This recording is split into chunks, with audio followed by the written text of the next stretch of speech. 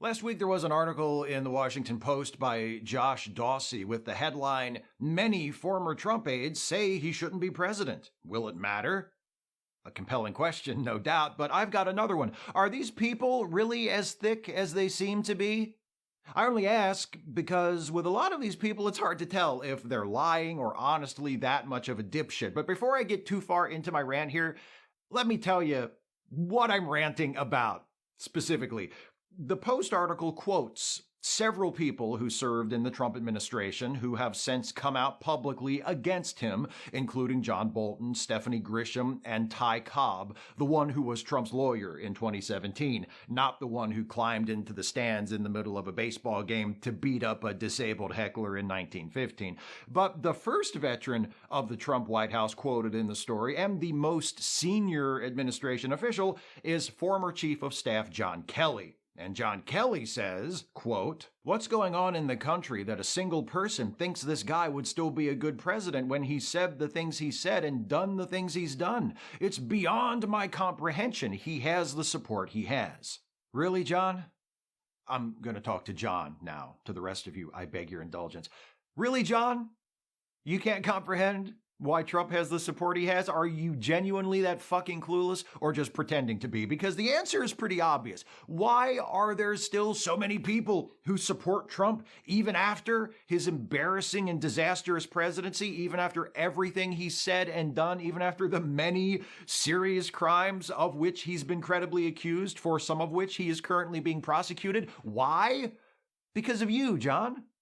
Because of you and people like you and your political party and the entire media and cultural ecosystem you've all developed to support and protect that political party. The fucking audacity of these people to come out in public and act like they have no idea why Trump still has supporters when most of them are still members of the Republican Party. Who has spent multiple generations sabotaging education in this country, telling people cigarettes don't cause cancer and fossil fuel pollution is nothing to worry about and climate change isn't real? Who has spent decades conditioning tens of millions of people in this country not to trust science, not to learn from history, not to read books, not to think critically?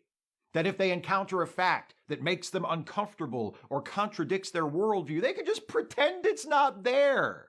Who has been telling Americans that if they have problems or hardships in their lives, they should blame immigrants or refugees or people with a different skin color or people who speak a different language or people who practice a different religion or disabled people or neurodivergent people or queer people or any people with parts of their identities these assholes don't understand or don't want to understand?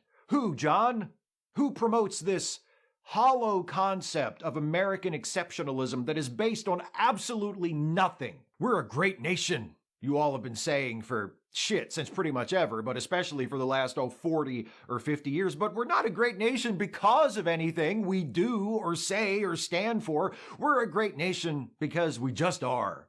And nothing can change that. It just is what it is. America is the greatest country in the world by definition, as defined by Americans who have been told by the people they vote for that it doesn't matter what the truth is. If you lose, declare victory. If you fuck up, call it a success. If you can't brag about your actual accomplishments, invent some imaginary ones and brag about those. Sure sounds like the game plan Trump has followed his entire fucking life. I wonder where he got it from. Who ceded responsibility for writing firearm regulations to the NRA and told people the only solution to gun violence was more guns, and then told people, you'd better vote for us because if the other guys win, they're going to come take away all those guns we've been telling you to buy? Who said that medical professionals providing reproductive health care services were murderers?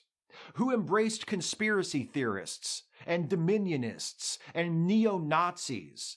Who convinced millions of people that trying to correct wrongful discrimination was worse than the discrimination itself? The Post article also quotes John Kelly as saying, "I came out and told people the awful things he said about wounded soldiers, and it didn't have half a day's bounce. You had his Attorney General, Bill Barr, come out, and not half a day's bounce. If anything, his numbers go up. It might even move the needle in the wrong direction. I think we're in a dangerous zone in our country. Yeah, no shit, John. Is it a mystery what this is? It's exactly what the Republican Party has been working toward for longer than I've been alive. It's what you and people like you have been instigating and enabling and encouraging. You swung a wrecking ball through the middle of our house, left for 5 minutes, came back, and said, "What the hell happened here?" You know what happened, motherfucker. You were driving the crane. And yeah, it's nice that you're speaking out against Trump now. It's better than nothing, but only by that much. The damage is already done. You say, "I came out and told people what he said about wounded soldiers, and it didn't make any difference." You leave out the part about how you didn't publicly confirm that Trump insulted wounded soldiers until last month. You know what might have made a difference? If you'd resigned right after Trump said that and immediately made it known why. If you or any of your former colleagues from the Trump White House who are speaking out against him now had shown the least bit of guts when it actually mattered. Then again, I'm probably giving you too much credit by assuming your worst sin is merely being a fucking coward. Sure, you were offended by what Trump said about wounded soldiers, but you were still on board with what Trump and his gang of fascists were trying to do, right? I'm not sure how you or anyone else who worked for his administration can deny that, since it's been obvious what Trump is since the day he declared his candidacy in 2015, and you still took the job. You come out now and shake your head and say it's beyond your comprehension how people are still supporting him. These people who are still on Trump's side at this point, they have no excuse. What was your excuse in 2016, John? When you accepted Trump's nomination to be his Homeland Security Secretary. Or in 2017, when you implemented his travel ban targeting Muslims, when you carried out his racist and cruel immigration policies, when you started the effort to construct his absurd and useless border wall. You don't think you need an excuse for any of that, though, do you? See, that's the problem. These people who are still on Trump's side, those people supposedly beyond your comprehension, they've been taught not to listen to people who tell them things they don't want to hear.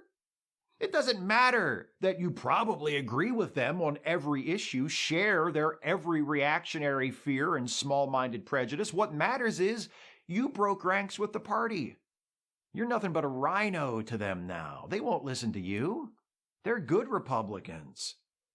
As for the rest of us, those of us who know you're right about Trump, we're not going to listen to you either because we also know you're wrong about everything else. You only changed your mind about Trump. But Trump himself isn't the problem. Those 70 million people who voted for him last time didn't just land here from outer space. Most of them are Republicans. They live here. They're from here. They listened to Rush Limbaugh while he lasted.